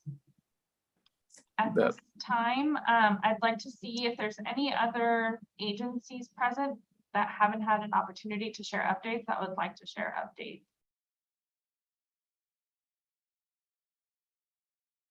Just looking around, I think we're covered on the update front. Oh yeah, Christine, feel free to share. Hi, this is Christine Corrales from the San Joaquin Council of Governments. I just wanted to provide a brief update. I don't know if you all got this update last month, but we are in partnership with the Housing Authority. We do have one of our car share stations up and live and running in beta phase at Conway Homes. And we're currently recruiting for beta testers. So if you're interested in piloting and testing our program out, giving us some feedback on how we're running it, we're welcoming those of you who might be interested. You just have to sign up on www.neocar.org, and I'll drop that in the chat. And that's all I have for now. Thank you, Christine, and thanks for dropping it in the chat. Any questions for Christine from CSC members? This looks like some appreciation for you, so thank you. All right, at this time, I'm happy to sort of transition us to our wrap up and next step section. So I'm going to take some time to walk us through the action items today. Christine, did you still have a follow-up, or is your hand just, did I not lowered? Just want to confirm. Oh, thank you. Yeah, so this is Gabby. I'm transitioning us to our wrap up here. As you heard today, we got a lot of updates and information about the work that the subcommittees have been doing. So really the space was used to learn about the work one another are doing, and also identify opportunities for contributions from folks who are not as plugged into all of these different components of the work. So as you can expect, based on what we really prioritized during this call, there's not too many action items for this month. But I'm happy to walk us through what is here. First, we have, yeah, one second while I get this sorted. And if I can get some nods from folks if you're seeing what looks like a Google Doc, and thank you for the thumbs up, thanks. So the Air District is going to add a meeting to discuss indoor air systems maintenance as part of the Indoor Air Weatherization Subcommittee. That's something that came up during that section of today's conversation. And then similarly, the Air District is going to share that email that already went out this week. So probably re-forwarding it with the RFP details to all CSC members and any interested residents who indicated so in the chat here today. So look out for those. I just want to pause here because it's kind of unusual for us to have such few action items after a meeting, to see if there's anything we missed or anything else that was mentioned at one point that did not make it on this action items list. Right. I think we then, yeah. Did somebody unmute? Sorry, I unmuted. It was just if there's, I'm sorry, I wasn't here right at the beginning. And if there are new folks that are interested in coming out to the port for a tour and engaging, we are definitely, I'm not toured out yet. I've done a lot of them and I did another one today, but I'm still got some gas in the tank. So if you guys want to come out, we're happy to have you. So that's always an open invitation. Thank you, Jeff. And Gabby, this is Stephanie. Can I provide or ask for some clarification on number 2? We did share the RFP details on Monday, and I'm wondering, do folks want to see it a second time? I'm happy to resend it. I just don't want to like clog up folks like inbox. I kind of, during the actual action, I kind of took it as sending it specifically to Miguel, who asked for it directly and wasn't on that email list, I imagine. Perfect, I can do that. Thanks. Thank you. We can definitely make that amendment on our end to indicate that. And so for CSC members, some folks have indicated interest in this chat, so if you can look out for those. But everybody else, if you just kind of scroll back on your inbox, it should be there from Monday. And if you still need it, please feel free to let us know. And wow, daylight savings is really approaching us. I can see all of our screens are like slowly turning kind of dark. So I apologize for the poor lighting. I did not anticipate this. And then finally, I did just kind of want to do some final reminders about our next touch point. So we'll have our next agenda setting meeting this next Thursday, October 13th at 3 p.m. And we will be facilitating and discussing some of the priority items for the November CSC meeting, which is scheduled for November 2nd. So that is Wednesday, November 2nd at 5 p.m. So kind of same as this month, and we hope to see you there. And I also just wanted to reiterate something that Air District mentioned earlier, just around the subcommittee, sorry, the CSC renewal form. For folks who have not had the opportunity to submit that yet, we really encourage you to submit that information to the Air District. It not only helps them kind of keep track of who's still active in the CSC, but it's also incredibly helpful for us as your facilitation team to ensure that we have the right folks documented for the stipend program, and that we're continuing to distribute those for those who are involved.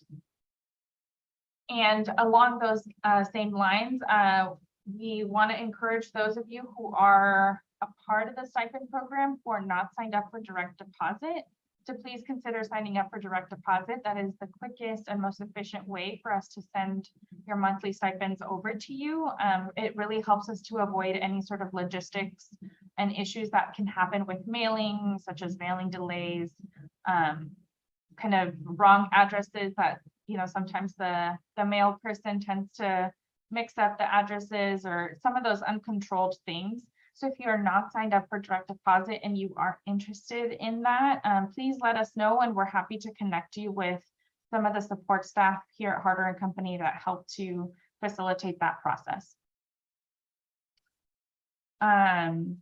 And then similarly, if you have not submitted a W-9 form, that is crucial if you are a part of the stipend program. We have sent out a couple reminders in this past month. So if you did receive any communication from us or from the Air District about your W-9 form, please make sure that you respond to that. We've also sent out physical copies for folks.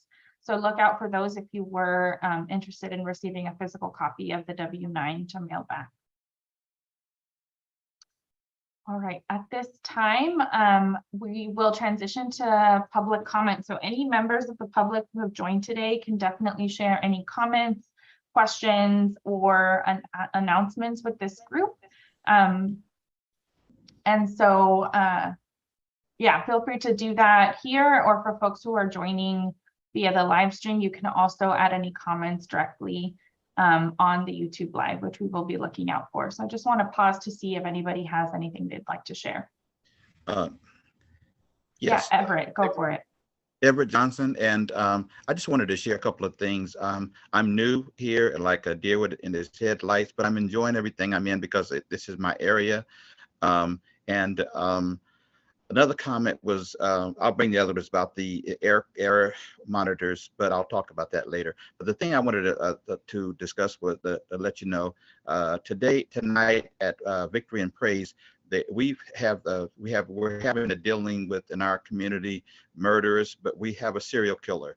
And so our community, the police department, the sheriff, everyone is there discussing information about the serial killer. And we just want everyone especially around this time, to be extra careful, to be on the lookout, be observant, and just be careful. Thank you. I really appreciate that. Thank you, Everett. This is Gabby, and noticing that Miguel and Katia have their hands raised, so please feel free to share. Hello, thank you everyone here for this. It's really detailed. We really appreciate just learning more about what you all are doing. And I will share a little bit about what we do. We are Midtown Stockton Neighbors. It's a group here. We've done a lot of neighborhood activism as part of activating, re-energizing Yosemite Street Village is one of our biggest components that we put together. We were able to activate that 1 block corridor. Definitely needs trees. And Midtown Stockton encompass south of Harding Way to Fremont Street near Victory Park. So we've also worked with the city to get the pool back and running, Victory Park swimming pool. It's been off for about over 10 years. We got that going. We also are planning to get a Hawk Light crosswalk in front of the Hagen Museum. That's been funded already. That's been funded through Caltrans, the state of California, which they are not providing details, or excuse me, the state of California is not really saying the truth as into how dangerous and how flawed the off-ramp at northbound Pershing exit. So our goal is to bring awareness to that. And so that's another big thing that we're doing, is to raise awareness to the neighborhood. And another thing is that we're trying to start a tree foundation. So we're looking for any help in any way to organize a Tree Stockton Foundation that will preserve our historic trees in the neighborhood, the historic neighborhood within Harding Way and Fremont Street. We're very active. We have a really good social media presence. We have an email database, all neighbor. So we're ready to rock and roll with anything that requires what we're here all talking about. Katya, would you like to say some more? Yeah, no, that's great. And also we've canvassed and we have a list of over 150 hot spots in our neighborhoods. From the quadrant that we're doing is Pershing to Baker and Harding all the way to Fremont Street. So we've canvassed the residents. We've found residents that want trees. We have a high need for trees in these heat island areas. Over the last 20 years, trees have been cut down and not replanted. So the heat island effect is alive and well in our little area in Midtown. But we have people that are excited about planting trees. We just need, we're ready to go. We're ready to go. Thank you for sharing, and welcome to the CSC meetings. We're so glad you could join this month, and we look forward to seeing you in the coming months. Yeah, and I want to say thank you for all the work that you people are doing. It's very impressive. Thank you so much. Thank you. This is Gabby, just passing it over to Debbie for another announcement.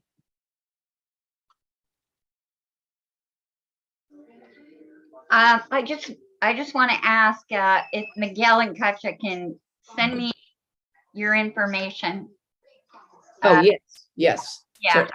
I just put my email address in the chat, and if you could do that, I'd appreciate it. I live on Harding, so we have a block that's very tree poor. Fuck, are you? We've done 1,200 all the way over to 800. 2,400. Oh, you're on the other side. Okay. Yeah. We will get to your block. We had a bad outbreak of mistletoe on our block. Doesn't seem like it affected the other blocks, but our block, it has. Yeah. Well, we're dealing with the city not doing any maintenance over the last 20 years. So it's a real challenge. Unfortunately, I had to cut down my 40-year-old tree. So yeah. Yeah. That's what happens. The trees are pruning themselves. Yeah.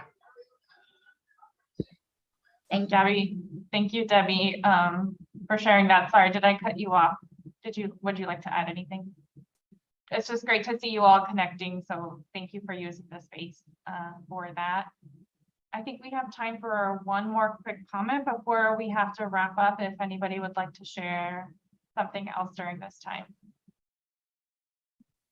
Esperanza Yeah, has Esperanza. your hand up. Go for it. Hi, good evening. This is Esperanza again with EJCW. I just wanted to invite everyone. I know it's a weekday, but on Tuesday, October 11th, we're going to have a big rally in Sacramento. It's everyone under the sun. It's a rally and festival around solar and trying to keep our rooftop solar tax-free so that we have no solar tax. And so we just announced that the Grammy-winning band Also Motley will be headlining that rally.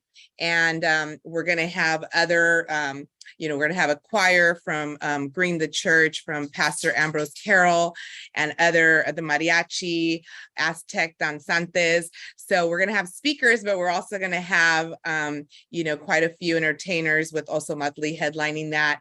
And that's on Tuesday, October 11th, 11 to 3 p.m. on the west steps of the Capitol in Sacramento. And I will make sure to send that flyer along so that the staff can send out to the members, because there's a registration, because we're also going to have free, we're going to have lunch food available for folks, as well as the free live concert. So I just wanted to invite everyone to that. Thank you, Esperanza, for sharing that. Yeah, just great to hear about all of the activism that you all are doing.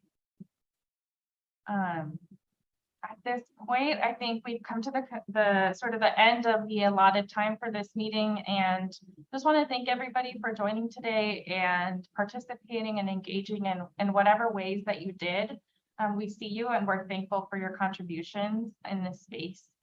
At this time, I think we'll conclude today's CSC meeting, and we look forward to seeing you next week and at next month's meeting as well. Hope everybody has a great evening. Have a great night. It was so great to hear so many voices tonight. Thanks, Monique and Armando. Thank you.